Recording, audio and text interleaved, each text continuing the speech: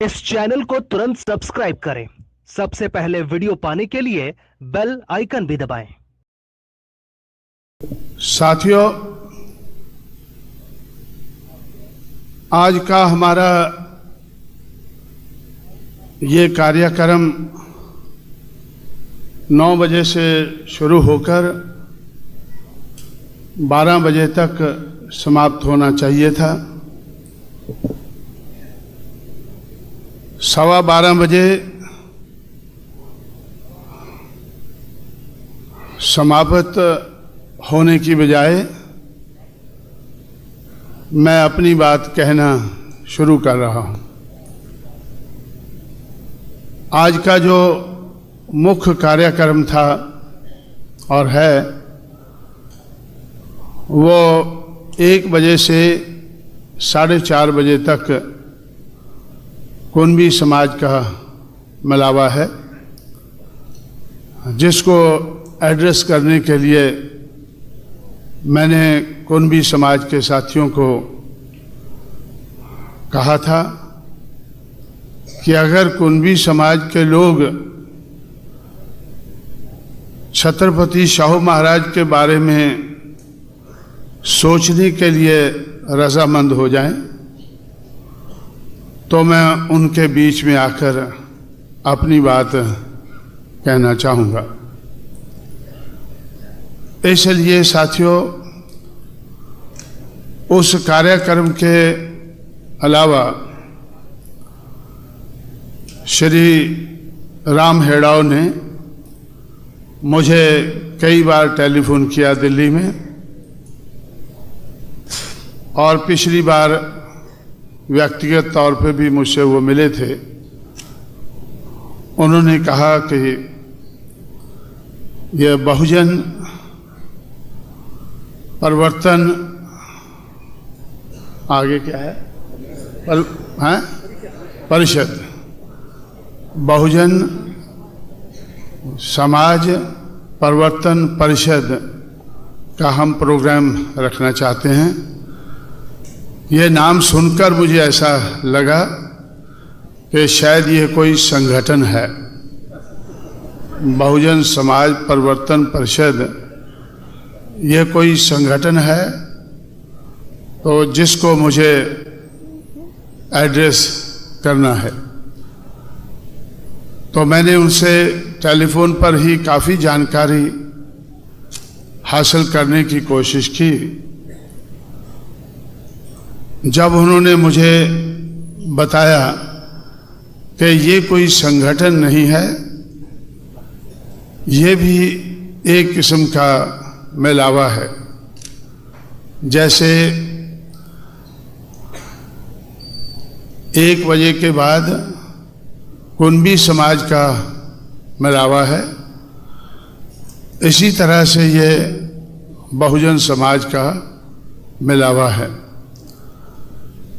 तो मैं सोच रहा था कि बहुजन समाज के तो मिलावे होते रहते हैं, लेकिन कभी हम उनको इस तरह का नाम नहीं देते हैं। मैं काफ़ी शशोपंज में था, और आज भी जब सुबह 9:30 बजे श्री राम हेड़ाव मुझसे मिले, मैंने उनसे कहा कि 9 बजे से आप लोगों का ये मिलावा है, तो 9:30 बजे तो आप इधर घूम रहे हैं। उन्होंने मुझसे कहा कि ये मिलावा थोड़ा लेट शुरू होगा, क्योंकि आज गणपति बैठाने वाले हैं लोग। तो मैंने सोचा ये गणपति बैठाने वाले लोगों का मिलावा है,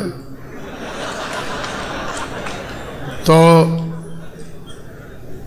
मुझे कोई ज़्यादा आश्चर्य नहीं हुआ, क्योंकि जहाँ मैंने ये परिवर्तन के मूवमेंट को आगे बढ़ाया है उत्तर प्रदेश में, वो गंगा जमुना की धरती है। और ओबीसी के लोग, मोस्ट बैकवर्ड कास्ट के लोग महीनों भर नंगे पैर गंगा जल की पालकी बनाकर, जैसे पूना में एक पालकी चलती है और वो पंढरपुर तक जाती है, ऐसे ही वो गंगा जल लेकर पालकी बनाकर और कंधे पर पालकी लेकर, थोड़ा सा गंगा जल और बहुत बड़ी पालकी लेकर वो महीनों भर घूमते रहते हैं, महीनों भर घूमते रहते हैं। पहले तो लोग उनकी तरफ कोई ज़्यादा ध्यान नहीं देते थे, लेकिन जब से हम लोगों ने बहुजन समाज बनाना शुरू किया है, तब से बीजेपी, विश्व हिंदू परिषद, आरएसएस ये मिलकर उन लोगों का बहुत बड़ा प्रबंध करते हैं। जब मैं दिल्ली में रहता हूँ तो दिल्ली को तैयार करने के लिए 6 बजे से 11 बजे तक 5 घंटे में 5 प्रोग्राम मैं दिल्ली में लेता हूँ।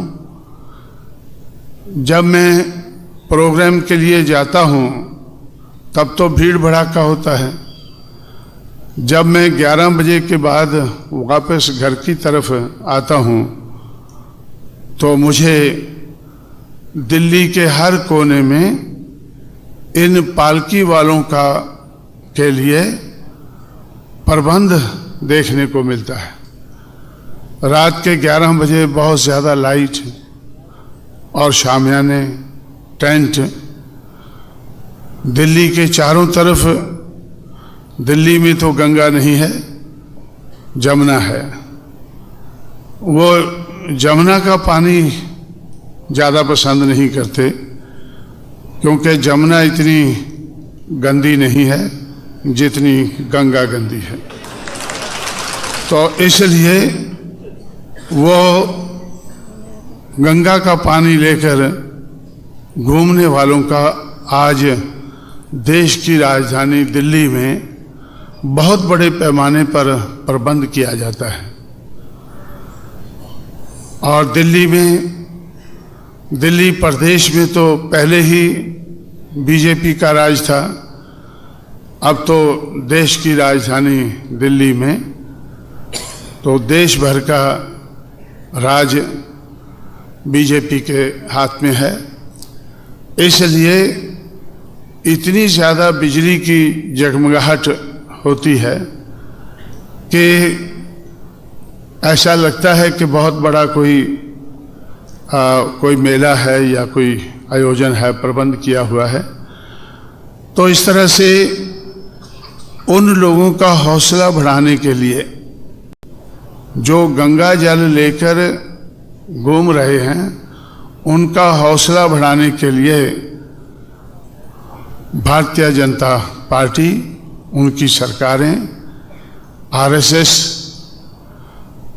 और विश्व हिंदू परिषद, बजरंग दल, ऐसे कुछ संगठन हैं जो बड़े पैमाने पर उनका प्रबंध करते हैं।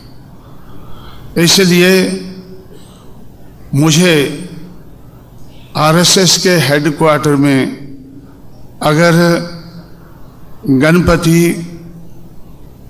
बैठाने का काम मोस्ट बैकवर्ड कास्ट के लोग अगर ज़्यादा करते हैं तो मुझे ज़्यादा अचंभा नहीं होता है। दुख तो होता है थोड़ा। दुख क्यों होता है कि देश भर में जो ये पालकी सी बनाकर जो लोग घूमते हैं, उनके पीछे और आगे छोटे छोटे 2 मटके होते हैं। तो मुझे ऐसा लगता है कि ये मनुवाद को अपने कंधों पर लेकर घूम रहे हैं। ब्राह्मणवाद को, ये वो लोग हैं जो ब्राह्मणवाद को, मनुवाद को अपने कंधों पर लेके घूम रहे हैं। नहीं तो जब वो गंगा का गंदा पानी हर की पौड़ी से लेकर वो चारों तरफ उत्तर भारत में वो घूमते हैं, तो उनको मालूम है कि ये पानी गंदा है। हर की पौड़ी पर गंगा सबसे ज़्यादा गंदी होती है, क्योंकि लाखों लोग वहाँ आकर अपना बदन धोते हैं और कुछ लोग कहते हैं कि अपने पाप भी धोने के लिए आते हैं। अपने पाप धोने के लिए आते हैं और उनको लगता है कि बदन धोने से उनके पाप धोए जाएंगे। इस तरह से ऐसी बातों को ध्यान में रखकर मुझे अपना काम, अपना लक्ष्य और ज़्यादा मुश्किल होता हुआ नजर आता है।